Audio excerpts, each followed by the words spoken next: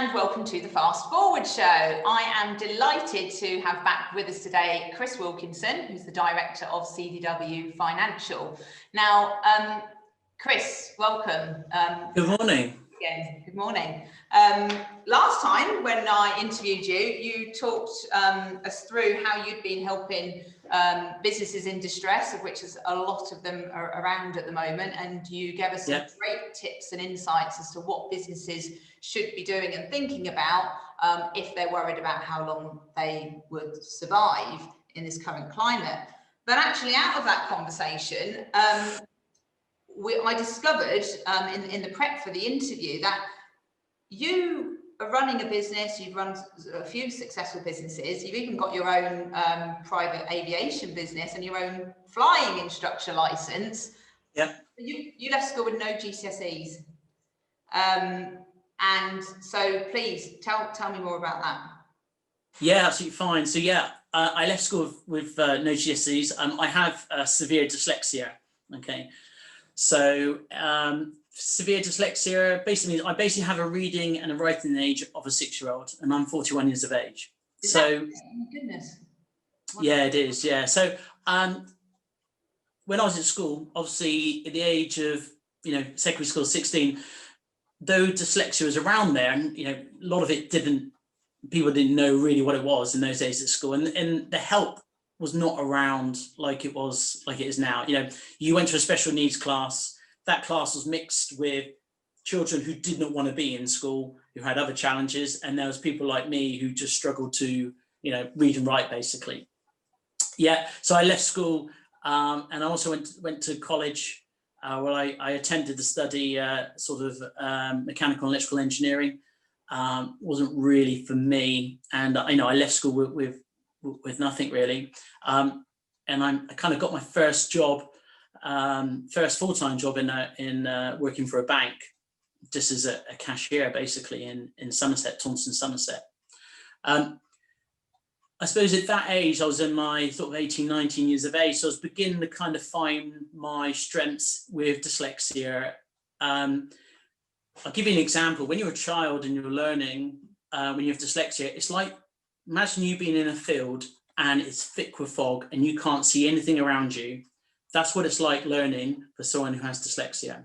And I got on well with school, got lots of friends, got on well with teachers, but I struggled academically. And then there's a gift to dyslexia. If there's anybody here watching that has dyslexia, or maybe there's parents with sons and daughters that have got dyslexia that are launching out into their careers, what advice would you give to them? I think the first thing is don't push them. Mm-hmm. That would be, when you push someone to do something. So for example, if you're pushing your child to do maybe A-levels or a particular academic course and they're not sure about it, you'll just completely turn them off. Okay. Encourage them with the things that they want to do. If they want to be more creative, for example, if they wanted to go out and get a job, the world has changed. When you and I were younger, it was all about qualifications and stuff like that.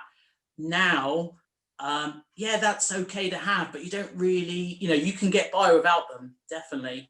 Mm. So my advice would be to, don't push them, encourage them at the things they want to do, and just be there for them to support them, because they are going to have days where they've got lots of work on, or they're struggling with their CV, or first interview, and they're worried about saying the wrong thing or pronouncing someone's name wrong. Mm. If I think about going for interviews, and I'll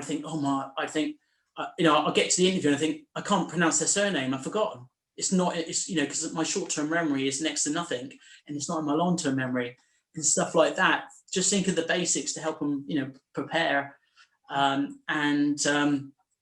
think the other thing is really is that with dyslexia, you're not always going to get it right the first time. So don't be hard on them if they do get it wrong. If they do fail their GCSEs, or they don't get their interview, or get their college placement, or their first part-time job when they leave school and they're unsuccessful. Don't be hard on them. Just be there to support them, but also encourage them as well. Support is massive. you've seen a video that I've shared with you, a motivational video. Even when I have bad days now and I've got emails to write or stuff that I don't want to do, sometimes I watch that video just to kind of recharge myself and think, do you know what, I can do this. So, yeah. Fantastic. Amazing. I cannot believe that, you've had that throughout your career and you've been so successful. Thank you so much for your tips and advice and for sharing that with us. It's been great to have you. Yeah, it's been a pleasure. It's lovely to come back and to talk to you again, and have a great week. Excellent. Thanks, Chris. You're welcome. Bye.